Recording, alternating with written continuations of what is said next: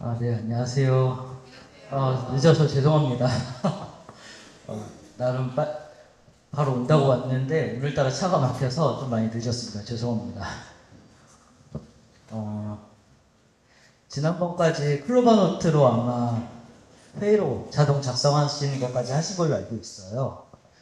근데 이제 보고서 자동화라는 게 조금 모호한 측면이 있습니다. 보고서도 그렇고, 사업계획서도 그렇고, 이런 것들이 모두 다 보고서라고 통칭하다 보니까, 제가 이제 말씀드릴 거는 실무적인 부분에서 할 수 있는 보고서를 자동화로 돌리는 방법, 그리고 앞으로 이제 자동화를 만드는 데 있어서 사실 이번까지 이제 배우시고 나면은 거의 웬만한 것들은 직접 만드실 수도 있으실 것 같아요.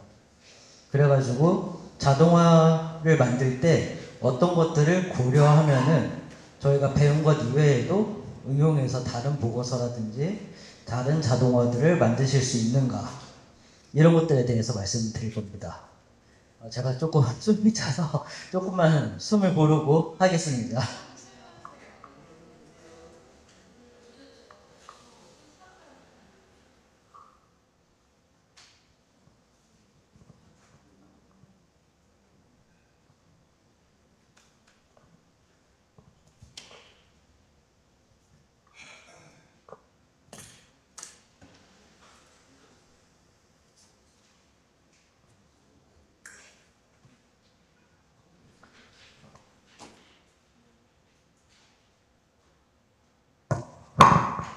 네, 아까 말씀드린 것처럼 오늘은 이제 만들 수 있는 것을 먼저 말씀을 드리고, 그 다음에 지난번하고 이제 같은 방식으로 설명을 드리도록 하겠습니다. 저희가 보통 자동화라고 하면은 뭐 이게 앞선에 나왔어야 됐을 것도 같은데, 자비스처럼 뭔가 만능으로 알아서 다 해주는 것을 생각하시기가 쉬울 텐데, 해보시니까 좀 어떠세요? 생각보다 막 되게 내가 원한 만큼 자동화가 안 된다든지, 생각보다 더 많은 것들을 저희가 중간중간에 넣어줘야 된다는 것들을 아마 많이 느끼셨을 거라고 보고 있어요. 근데 에이전트 기능들이 지금 점점 더 고도화되면서 나중에는 조금 더 훨씬 편해지실 거예요. 이미 저희가 보시면은 보이스로 챗GPT랑 이야기를 하실 수 있는 거 아시죠?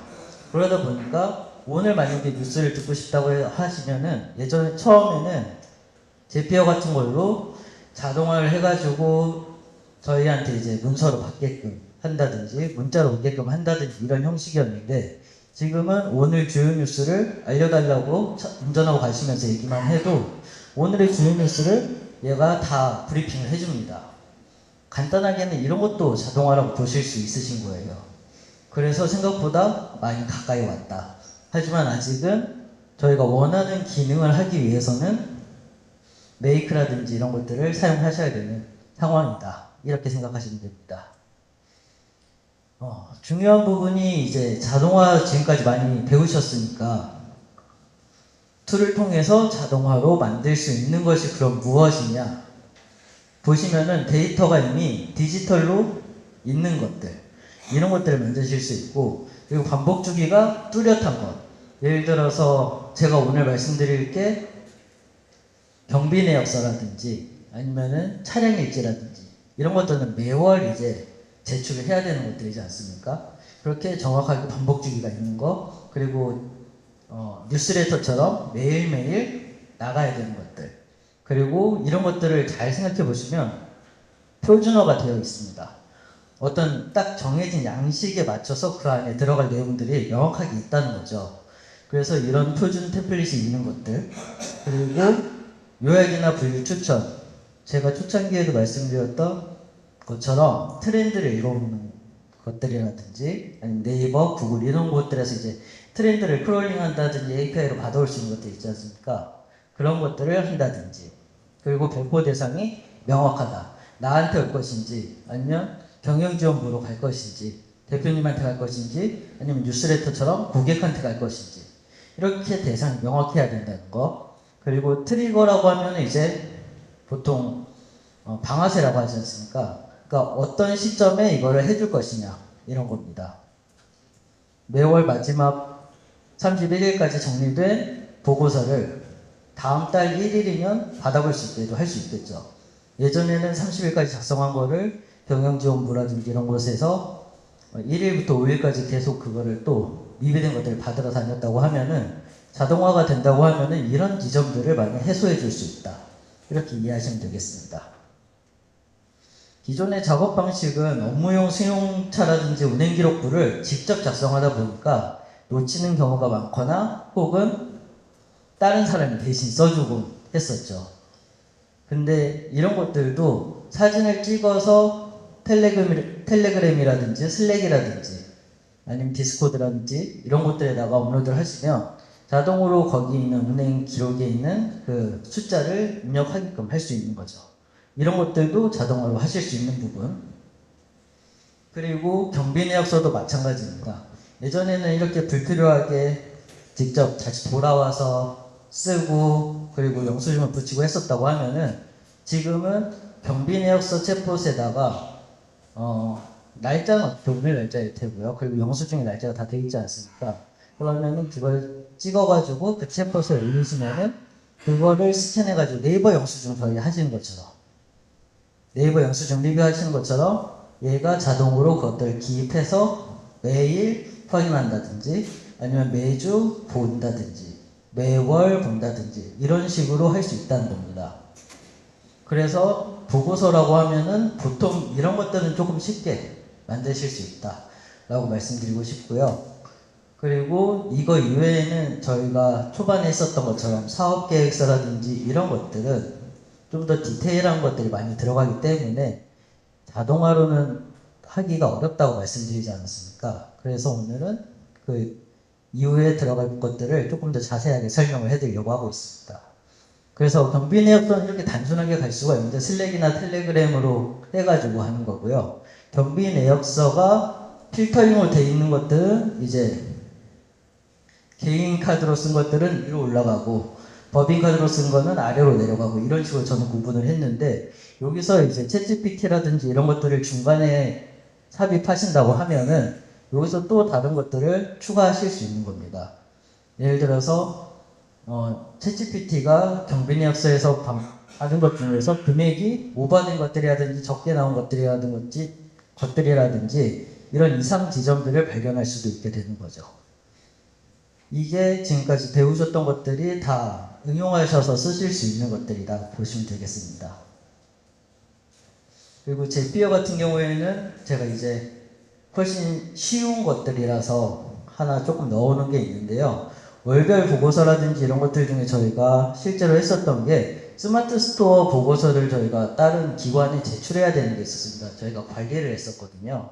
그래서 이런 것들이 와가지고 주문 내역이 들어오면은 이게 자동으로 엑셀 시트에 들어가고 엑셀 시트에 들어간 것들이 나중에 매월 돼가지고 그 내용들에 있어서 통계 자료를 자동으로 구글 독스로 옮겨주고 이런 것들을 통해서 예전에는 일일이 사람이 엑셀을 다운받아가지고 들어가서 했었던 것들을 자동화 했었던 게 벌써 3년 전부터 가능했었다 보시면 될 것 같습니다. AI의 활용성은 그래서 그런 보고서 방금 말씀드렸던 것들처럼 간단한 것들은 그냥 자동화로도 할 수 있는데 제가 초반에도 말씀드렸던 되게 다양한 툴들이 있었다고 말씀을 드렸을 거예요. 이것들에 대해서 조금 더 디테일하게 설명을 오늘 드리려고 가져왔습니다.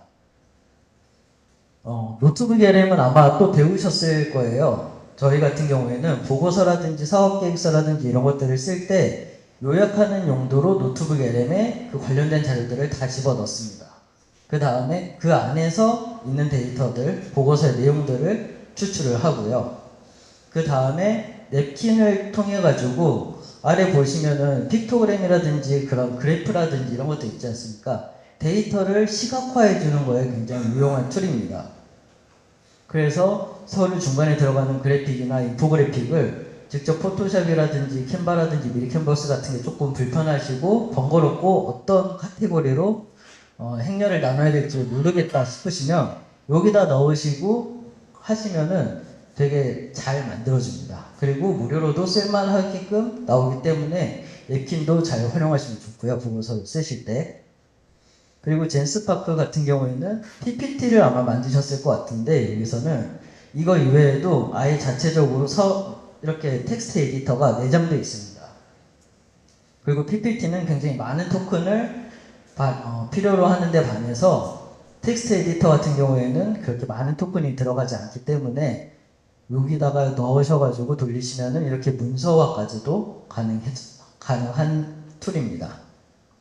그리고 이제 마누스 같은 경우에는 이걸 조금 더 정형화된 형태로 만들어준다고 보시면 될 것 같아요. 그래서 보시는 것처럼 사업 계획부터 해가지고 예산 계획, 성장 전략까지 얘가 사업 계획서에 맞게끔 만들어 달라고 하면은 이런 식으로 쭉 긁어서 만들어 준다는 거죠. 그리고 여기서 아까 말씀드렸던 냅킨이라든지 이런 곳에서 만들어진 픽토그램이나 인포그래픽을 중간에 가져다가 쓰시면 되는 거고요. 그리고 스카이업 같은 경우에는 보고서 형태에서 끝나는 게 아니라 내가 만약에 이거를 가지고 정형화된 설명 자료라든지 가이드북이라든지 회사 내에서도 매뉴얼북 같은 것들이 좀 필요하신 경우가 있으실 거예요. 이런 것들을 이북 같은 형태로 쭉 만들어줍니다. 그리고 중간중간에 이제 이런 그래프들도 같이 넣어주긴 하는데 이거는 좀 한계가 있기 때문에 아까 말씀드린 것처럼 다른 툴들이랑 같이 이용하시면 좋고요. 저 같은 경우에는 그래서 이건 이런 식으로 사용을 하고 있다고 보시면 될 것 같습니다. 사업계획서 같은 경우에는 지난주에도 말씀드렸던 것처럼 목표 수립부터 이런 것들은 다 제가 직접 작성할 수밖에 없고요. 근데 여기서 하실 수 있는 것들은 정보조사라든지 이런 것들은 자동으로 돌리셔가지고 트렌드를 받아보실 수 있다 보시면 될 것 같습니다. 그리고 마지막으로는 시각화 활용도가 굉장히 높다라는 것들이 이제 최고 장점이라고 보시면 되는데 기존에는 저렇게 8장짜리 장표를 가지고 보시면은 거의 되게 평범한 PPT일 겁니다. 근데 옆에 보시면은 다 젠스파크라든지 마누스 이런 아까 말씀드린 툴들을 활용해가지고 저렇게 디테일하게 만들어냈고요. 포크레인 이미지도 저희가 기존에 배웠던 미드저니 가지고 만들었다고 보시면 됩니다. 그래서 지금 오른쪽에 있는 장표 같은 경우에는 거의 80% 정도가 AI 툴을 가지고 만들었다고 보시면 됩니다. 그래서 보고서 같은 경우에는 정형화된 보고서는 자동화 툴로 굉장히 간단하게 만드실 수 있습니다. 아까 보신 것처럼 트리거 굉장히 그 모듈이 단순하지 않습니까? 한 6가지, 7가지 정도로. 그래서 그런 것들은 쉽게 만드실 수가 있는데 사업계획서 예전에 제가 보여드렸던 그 모듈을 보시면은 막 20개, 30개 이렇게 많이 펼쳐져 있는 걸 보실 수 있으실 거예요.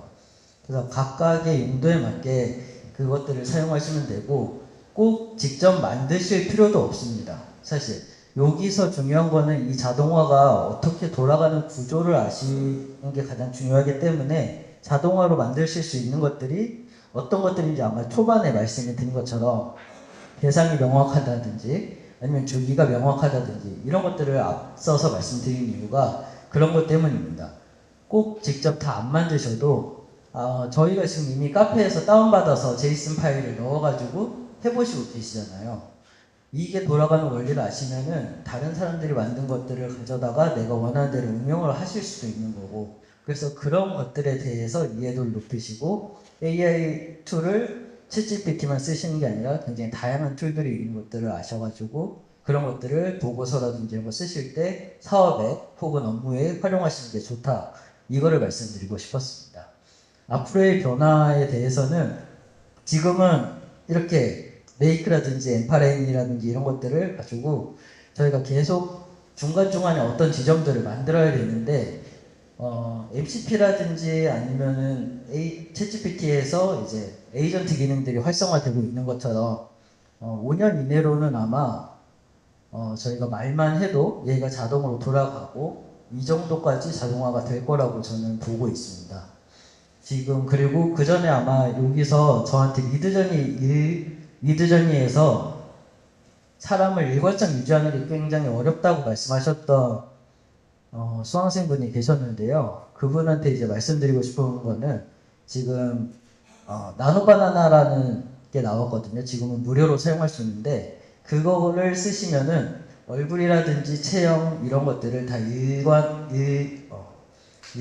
일관적으로 유지하면서 이미지를 뽑아내는 것들이 나왔습니다.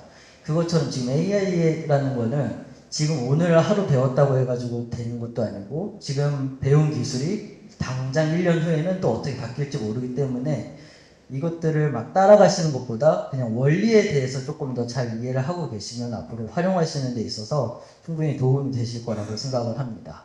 그래서 제가 중급 과정에서는 최대한 모듈을 어떻게 만드는지보다는 이렇게 지금 변화하는 과정하고 어떤 툴들을 어떻게 활용하시면 좋은지 그리고 뭘 아셔야 나중에 자동화를 활용하실 때 이걸 또 잘 활용하실 수 있는지에 대해서 조금 더 포커스를 맞춰보려고 했습니다. 네, 이상으로 제가 준비한 자료는 여기까지고요. 혹시 질문사항이나 궁금하신 점이 있으면 꼭 자동화나 보고서가 아니더라도 AI에 관해서는 어떤 건지 좋으니까 질문 주셔도 좋을 것 같습니다.